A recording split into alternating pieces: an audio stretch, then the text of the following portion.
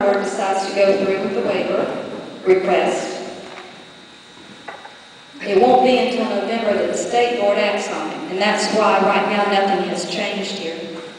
If the state board does not approve our request, and Mr. Logan has done, I think, a masterful job in his wording of it to make it as compelling an argument as we can, the state board will require us to reorganize at that time.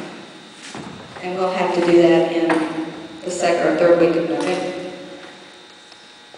It's a hard decision to make. We're making this based on requests from a number of parents and the faculty at Parent Harrison. It's a hard thing because if we don't get it, that's late in the year to be reorganizing, like you were alluding to earlier.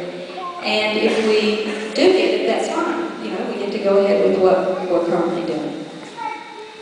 Right now, and Tammy and others, please help me if I'm wrong about this, I believe you're at 26, 25, and 25 in first grade, and in second grade, 25, 25, and 24, 22, 25, 25, and 22.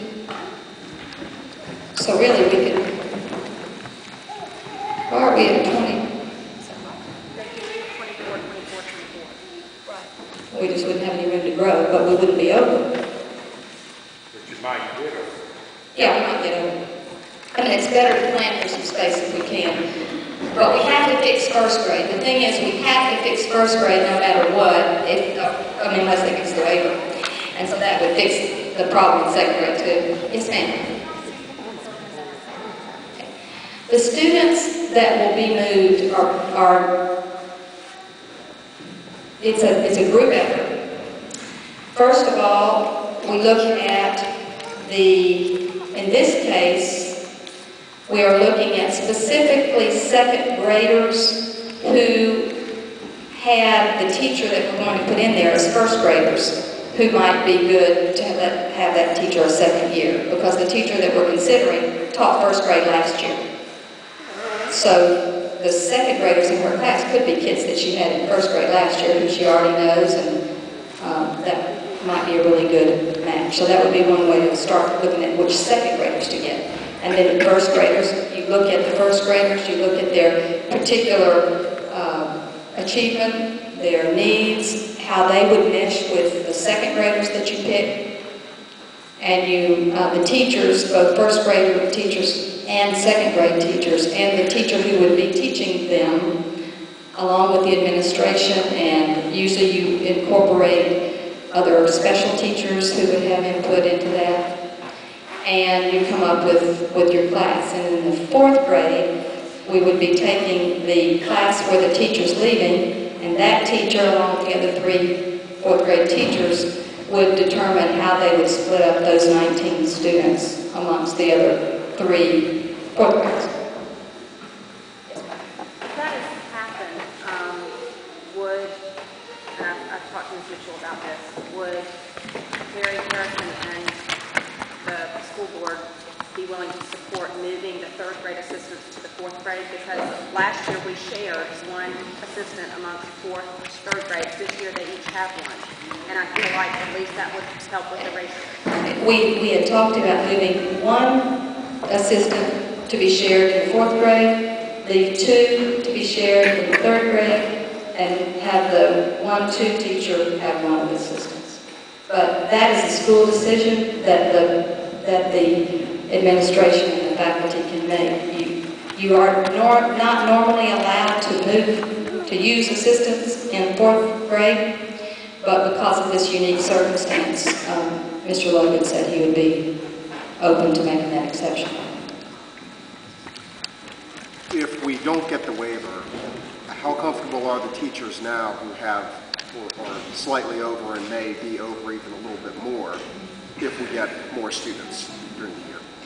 I've not talked to those teachers, so I'm going to turn that over to Ms. Mitchell when I'm finished and let her give you feedback. I know that at the meeting the other night, the fourth grade teachers said if the waiver does happen, if the waiver does not happen, and they have to go up to 25, 25, 25, that they are very comfortable with that. They're ready to do that. They've done that in the past. Their classrooms can accommodate it, and so they're ready for that.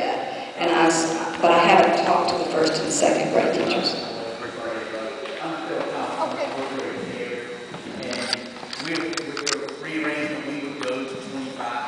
That's not an unreasonable number at all. Again, before I came to Perry Harrison, I had 29 for the last 4 or 5 years. And honestly, this time I've been in situations like this 11th year teaching twice before where they had to rearrange because the numbers came out differently. But for fourth grade teachers, while we hate to lose Maria, as far as the numbers go, it's perfectly reasonable. We started at 24 last year, and so we would only be at 25 this year. So it's not an unreasonable number for us for space in the classroom or anything else. You know, the size of the rooms is the same as it's been again and again oftentimes it's 29. So for us, it's perfectly reasonable. We hate for the kids to have to go through it. You know, on both grade levels, it's just a bad situation as far as that goes. But for us and the numbers we'll have, it's perfectly reasonable. But you got 3 teachers there. You got 34 students left.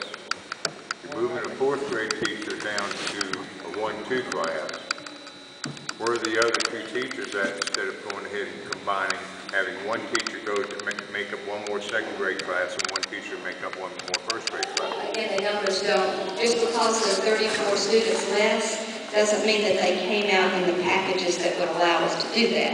They're throughout the school, and some of them are in middle school where we can't move the teachers or in an elementary where we couldn't move them up to the secondary. Yes, ma'am. My concern is for the children primarily and how they're going to be informed. I know that the 4th grade class was told when the move was about to happen and was very distraught. I don't know if the 1st and 2nd grade classes know this. Do they know? And if they don't know, when will they be told?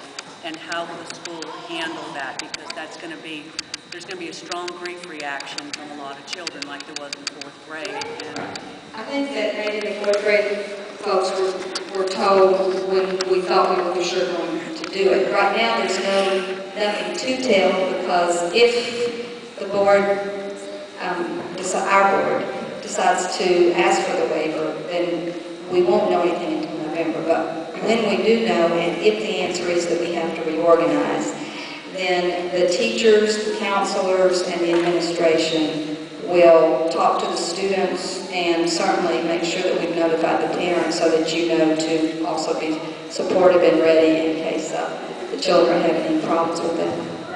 If that didn't occur prior to the 4th graders being informed, that was a big concern because there was some kind of leak or whatever and it got out amongst the parents. And the kids had a storm in the kids. And it was going to happen, I don't know when, but sometime soon. And so I don't want that to happen to those young children.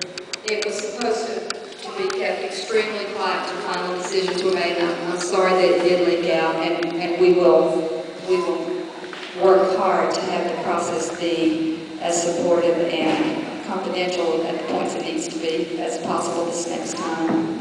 If we were just elementary, would our numbers still be right if you did not look at middle school at all as far as numbers of teachers and students, but just K through 5? Not right now in the way that we thought it was going to work, where we were going to have enough to have 4 classes at 4th grade. Really, the 6th through 8th has nothing to do with the reason why we're the way we are. I don't think that if you're looking at... We have another elementary school, or well, actually they're K-8 too, but we have another school in District Bennett that's in the same situation. Except that they only have 1K, 1-1, and 1-2, and they are over in K, so we're having to ask for that, or else they're going to have to do 2 K1s. So.